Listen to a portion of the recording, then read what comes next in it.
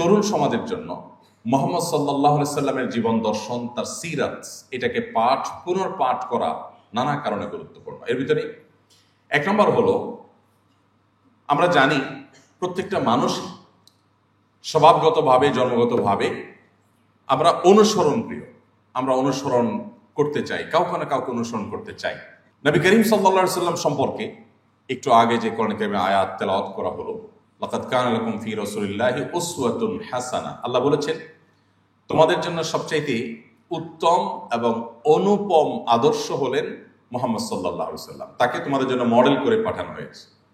মানুষ কাউকে না কাউকে অনুসরণ করবেই, এটাই মানবীয় প্রকৃতি। মানুষ অনুসরণ প্রিয়, কাউকে না কাউকে দেখে সে চলতে শিখে। আল্লাহ রাব্বুল আলামিন যুগে যুগে নবী রাসূলদেরকে পাঠিয়েছেন মডেল করে, যে সাকসেস হতে চাইলে তাদেরকে অনুসরণ করো। তাদের অনুসরণের বাইরে যত পদ্ধতিতে যাবে, মনে হবে সাকসেস হয়েছ, চূড়ান্ত যোগফল যখন দেখতে পাবে জীবনের শেষ প্রান্তে এসে, তখন তুমি অনুভব করবে যে তুমি আসলে যেটাকে সাকসেস মনে করেছো সেটা তোমার সাকসেস নয়। তরুণরা চ্যালেঞ্জ নিতে চায় এবং তাদের সামনে অনেক চ্যালেঞ্জ থাকে। মুহাম্মদ সাল্লাল্লাহু আলাইহি সাল্লামের অনুসরণ জীবনের সমস্ত চ্যালেঞ্জ উতরে যাওয়ার জন্য সবচেয়ে বড় উজ্জ্বল উদাহরণ আমাদের সামনে। কারণ আমরা জানি মুহাম্মদ সাল্লাল্লাহু আলাইহি ওয়াসাল্লামের জীবনে যত বাধা এসেছে, তার জীবনে যত চ্যালেঞ্জ এসেছে, পৃথিবীর ইতিহাসে অন্য আরেকজন মানুষ আপনি দেখাতে পারবেন না যার জীবনে এত বাধা এসেছে। আমরা একটা কথা বাংলায় বলি, জনম দুঃখী চির দুঃখী। মুহাম্মদ সাল্লাল্লাহু আলাইহি সাল্লাম পৃথিবীর আলো দেখবার আগেই তার মমতাময়ী, তার স্নেহময় বাবাকে হারিয়েছেন। পৃথিবীর আলো দেখবার আগে, মাতৃগর্ভে থাকতেই বাবা দুনিয়া থেকে চলে গেছেন, মারা গেছেন। পৃথিবীর আলো দেখার পরপরই মায়ের দুধ খেয়ে এখনো শেষ করতে পারেননি, এর মধ্যেই তার মারও মৃত্যু হয়েছে। মা বাবা দুজনকে হারিয়েছেন যখন তিনি দুধের শিশু। এরপর তার জীবনে সবচেয়ে বড় অভিভাবকের জায়গাটা যখন দাদা আব্দুল মুত্তালিব তিনি সামলাচ্ছিলেন, ঠিক কৈশোরে থাকতেই সেই দাদা আব্দুল মুত্তালিবের ছায়াও তার কাছ থেকে সরে গেল, তিনিও মারা গেলেন। তার জীবনে সবচেয়ে কঠিন সময় যখন মক্কার মানুষদের বহুমুখী অত্যাচারের নিপীড়নে তিনি যখন অতিষ্ঠ, ঠিক এরকম কঠিন সময়ে তার দুটি ভরসার জায়গা, বাইরে চাচা আবু তালেব আর ভেতরে স্ত্রী খাদিজা রাদিয়াল্লাহু তাআলা আনহা, দুজনকে একই বছরে অলমোস্ট একই সঙ্গে হারিয়েছে। একের পর এক পায়ের নিচ থেকে মাটি সরে যাওয়া যেটাকে বলে, সেটা পৃথিবীতে আসছেনই বিপদ মাথায় করে। পৃথিবীর আলো দেখবার আগেই বাবা নেই, এরপর একের পর এক পায়ের নিচ থেকে মাটিগুলো সরে গেল।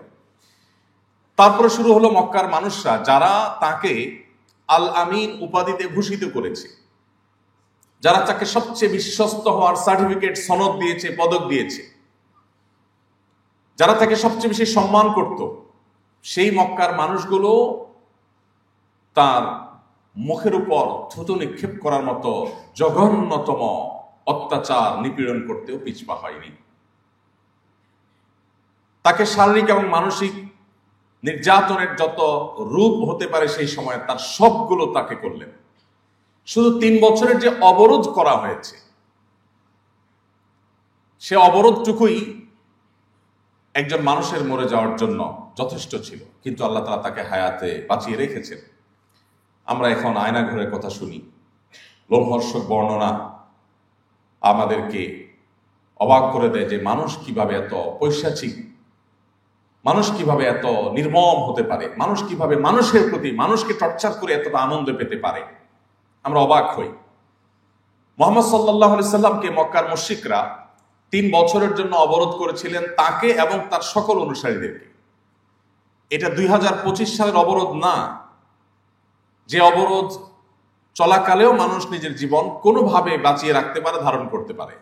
এটা 1500 বছর আগের অবরোধ, যখন একটা সমাজের সব মানুষ যদি গুটিকতক মানুষের সাথে সব ধরনের সম্পর্ক, লেনদেন, এমনকি কথাবার্তা পর্যন্ত বন্ধ করে দেয়, কেনা বেচা সবকিছু বন্ধ করে দেয়, তাহলে তাদের বেঁচে থাকা কোনোভাবে সম্ভব নয়।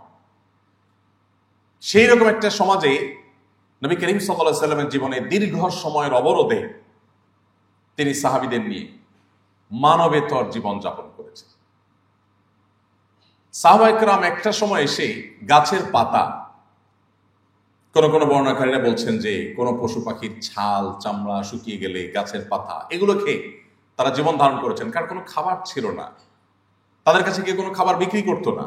আর মক্কা সাধারণত খাদ্যশস্য অনেক বেশি উৎপাদন হতো না, মদিনায় হতো, বাইরে থেকে আমদানির উপর অনেকটা নির্ভর করতে হতো।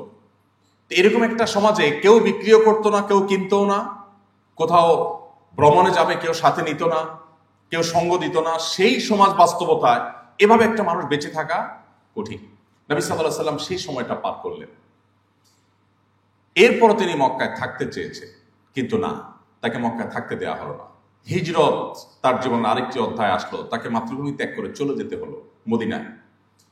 মদিনা মানুষজন খুব উৎসাহ উদ্দীপনার সাথে তাকে ওয়েলকাম করলেন, যে চলে আসুন আপনি, আপনাকে আমরা বরণ করে নেব। মক্কার এই নরাধমেরা আপনাকে নির্যাতন নিষ্পেষণ করেছে, কিন্তু আমরা আপনাকে আশ্রয় দিব, আমাদের জীবন দিয়ে আমরা আপনাকে রক্ষা করব। তারা ওয়েলকাম করলো, কিন্তু না। এরপর নবী সাল্লাল্লাহু আলাইহি সাল্লামের শান্তি শুরু হয়নি। একের পর এক বদর, উহুদ, খন্দক, তাবুক, একটার পর একটা যুদ্ধ, আগ্রাসন, একের পর এক আক্রমণ, ষড়যন্ত্র তার উপরে চাপিয়ে দেওয়া হলো। জীবনে এমন একটি রাতও পাওয়া মনে হয় কঠিন হবে, যে রাত নবী করিম সাল্লাল্লাহু আলাইহি সাল্লাম দুশ্চিন্তা মুক্ত ভাবে তিনি ঘুমোতে পেরেছেন। এরপর তার যে আর্থিক সঙ্গতি সেটা বা অন্যান্য দিক আছে, সেগুলো নিয়ে আমরা আলোচনা নাই করলাম। জীবনে এত চ্যালেঞ্জ মোকাবেলা করে, এত চ্যালেঞ্জের বাধা ঠেলে ঠেলে, এত চ্যালেঞ্জের ওয়াল ঠেলে ঠেলে সামনে অগ্রসর হওয়া তো দূরের কথা, বেঁচে থাকায় যেখানে দায়, সেখানে মাত্র 10 বছর সময় পেয়েছেন মদিনায়। মাত্র 10 বছর। 10 বছরে মুহাম্মদ সাল্লাল্লাহু আলাইহি সাল্লামের আদর্শকে তখনকার পৃথিবীর সবচাইতে শক্তিশালী আদর্শ হিসাবে প্রতিষ্ঠা করে তারপর তিনি চিরতরে চোখ বন্ধ করেছেন। তাহলে আজকের তারুণ্য যদি চ্যালেঞ্জ মোকাবেলা শিখতে চায়, আজকের তারুণ্য যদি তার প্রতিটি পদে পদে যে সমস্ত চ্যালেঞ্জগুলো আসবে, বাধাগুলো আসবে, একটা একটা করে ডিঙিয়ে এসে যদি সামনে অগ্রসর হতে চায়, তাহলে তাকে মুহাম্মদ সাল্লাল্লাহু আলাইহি সাল্লামকে পাঠ করতে হবে। তাহলে তাকে মুহাম্মদ সাল্লাল্লাহু আলাইহি সাল্লামের সিরাত অধ্যয়ন করতে হবে।